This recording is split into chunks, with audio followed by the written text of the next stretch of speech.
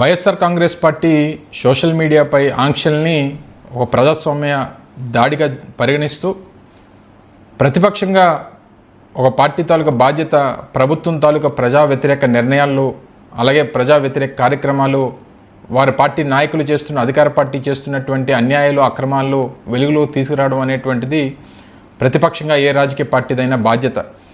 ఆ బాధ్యతను ఈరోజు ఆంధ్రప్రదేశ్ రాష్ట్రంలో వైఎస్ఆర్ కాంగ్రెస్ పార్టీ ఒక ఉద్యమంలా నిర్వహిస్తూ ఆ రోజు 2024 ఎన్నికల్లో ఓటమి పాలైన తర్వాత రాష్ట్ర ప్రజలను ఉద్దేశిస్తూ వైఎస్ జగన్మోహన్ రెడ్డి గారు చెప్పినటువంటి మాట మరొకసారి ఈ సందర్భంగా గుర్తు చేస్తూ ఉన్నా. ప్రతిపక్షంగా వాయిస్ ఆఫ్ ద వాయిస్లెస్గా ఏదైతే ప్రభుత్వం చేసేటువంటి ప్రతి ప్రజా వ్యతిరేక కార్యక్రమాలని వైఎస్ఆర్ కాంగ్రెస్ పార్టీ ప్రతిపక్షంగా ఎదిరిస్తుంది అనేటువంటి విషయాన్ని కూడా ఆ రోజు చెప్పడం జరిగింది.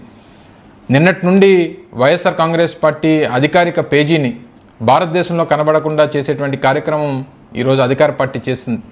ఇది 100% పాళ్ళు ప్రజాస్వామ్యం మీద దాడిగానే పరిగణిస్తూ ఇది ప్రజాస్వామ్యంకి జరిగినటువంటి కూనీగా నేను అభివర్ణిస్తూ ఉన్నా.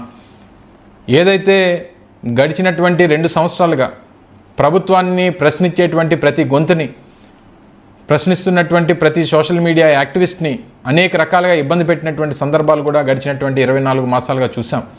వారి మీద అక్రమంగా కేసులు పెట్టడం, రాష్ట్రంలో వివిధ ప్రాంతాల్లో కేసులు పెట్టి వాళ్ళని భయభ్రాంతులు గురి చేసి ప్రభుత్వాన్ని నిలదీసేటువంటి ప్రతి గొంతుని నొక్కేయాలనేటువంటి ప్రయత్నం గడిచినటువంటి 2 సంవత్సరాలుగా చూస్తూ ఉన్నాం. అయినప్పటికీ ఏ ఒక్క గొంతు కూడా బెదరలేదు, భయపడలేదు.